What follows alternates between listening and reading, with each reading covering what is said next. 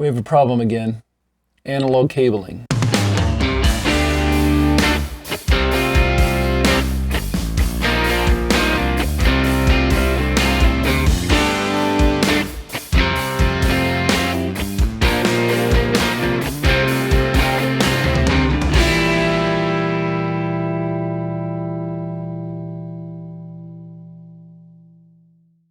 A week ago or so, I did a rant about cabling on my patch bay and how I had channels 13 and 14 kind of tilted and 15 and 16 were tilted the opposite direction. And I was mentioning coming in and, just opening a session to work and having that happen. It happens with cables. Just like you're playing guitar and you get an intermitting cable, on your pedal board, or you're going to your pedal board or into your amp or whatever from stepping on it. It happens with rack gear too.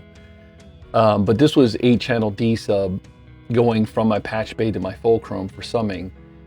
And it happened to be one of the cables that I didn't solder, but I used like the punch block style pins on the D subs, which I'm not a fan of. I just wanted to try that.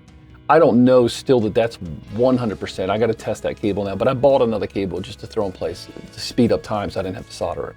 I was too busy. And so I put that into place, seemed to work okay. And then today I boot up.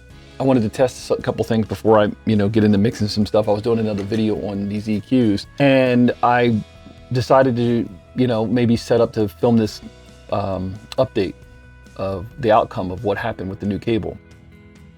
And it's not working today.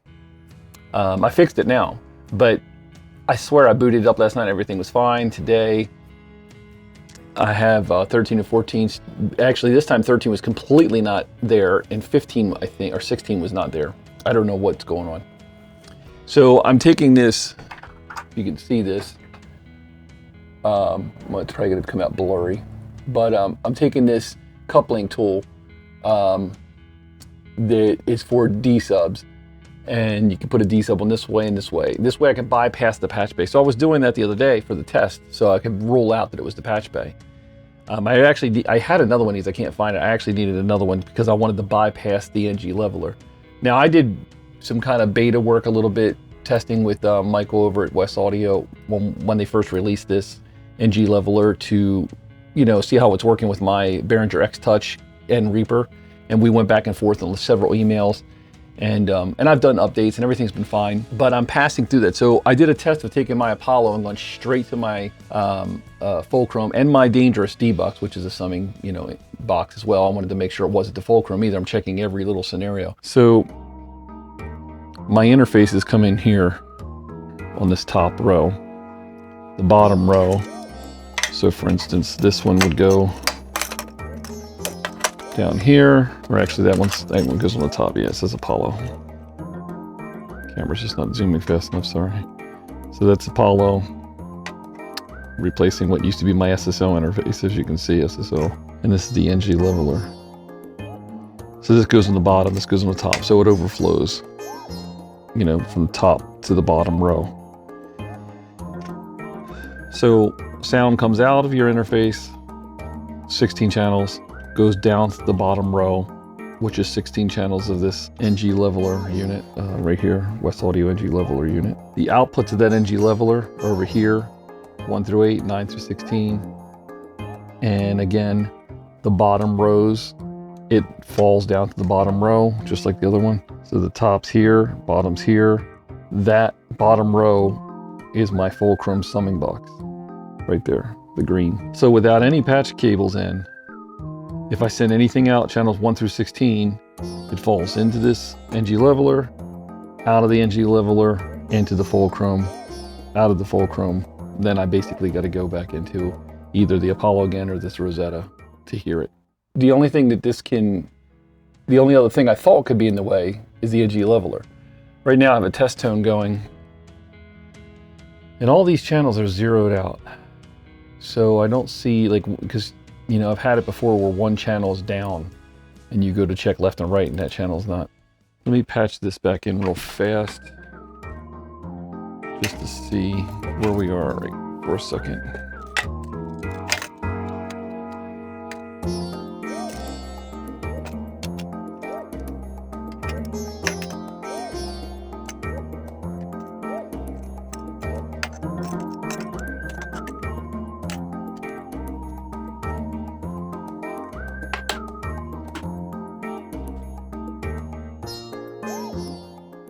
That works. So if you see this,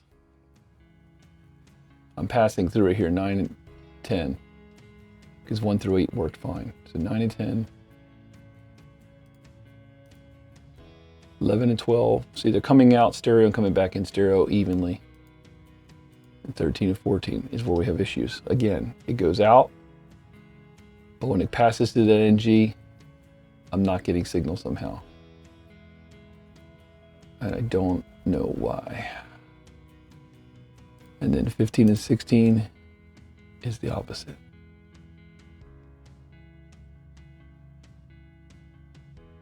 So I'm wondering if it's that one, if it's another cable, and then which cable it is.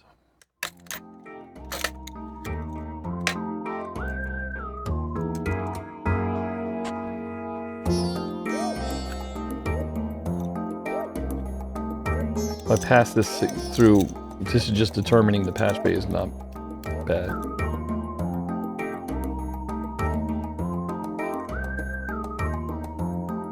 So this coupling right here in the middle is just joining these two together so I don't have to go through the patch bay. But the results are still the same, I'm sure. So let me see. Yep. Still the same. And I was getting full signal and everything was good. So it seemed like only when I was in the NG leveler, which is kind of a brand new unit. I mean, I don't remember which number, maybe 39, I think it was number 39. So I got it pretty early. And it always worked. I don't know why now all of a sudden just one of the outputs wouldn't work, but whatever. So I kept jumping around, and again, I needed one more of these and I didn't have it. I was about to order one of these and another D-sub just in case it was another D-sub cable, just so I'm ready. I'm going through and I'm popping these, test tones on, and it's not lighting up on one side still for the channel 13. So I ended up closing out of this NG leveler software. I just got rid of it, reopened it, reset, default, went here, relinked it with the USB connection. So I'm connected, and now it worked.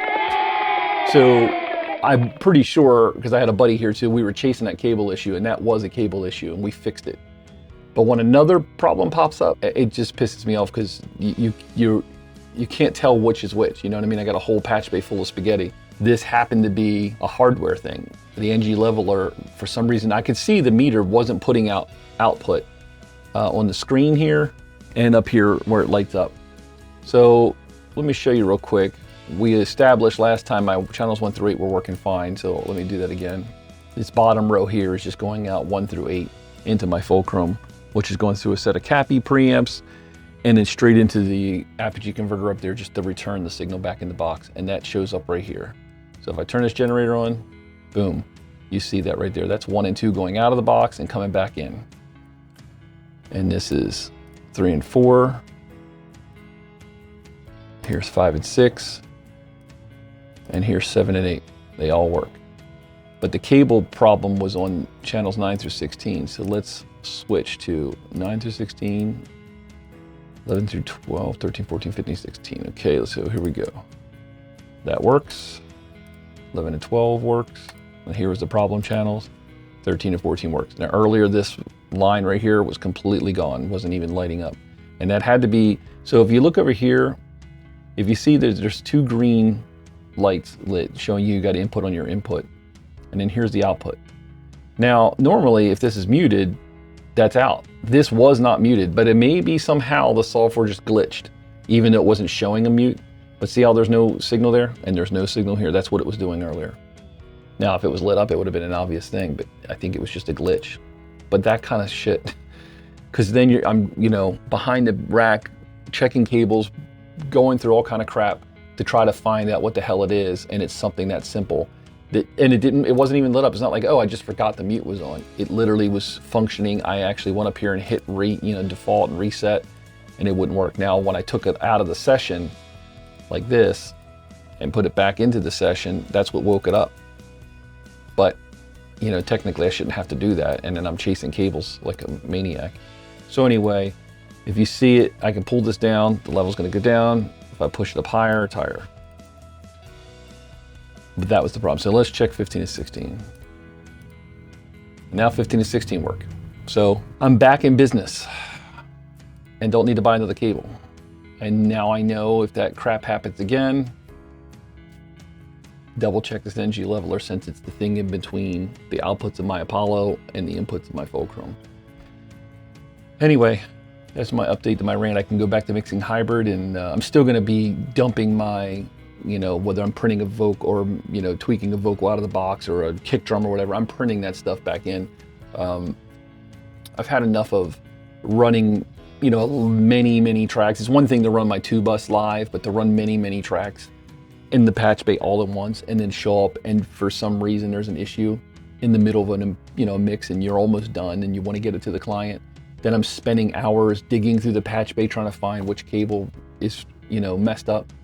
So I think it's just better to work out of the box, tweak sounds, print it back in the box and keep rolling that way. Anyway, that's my update. Thanks for watching.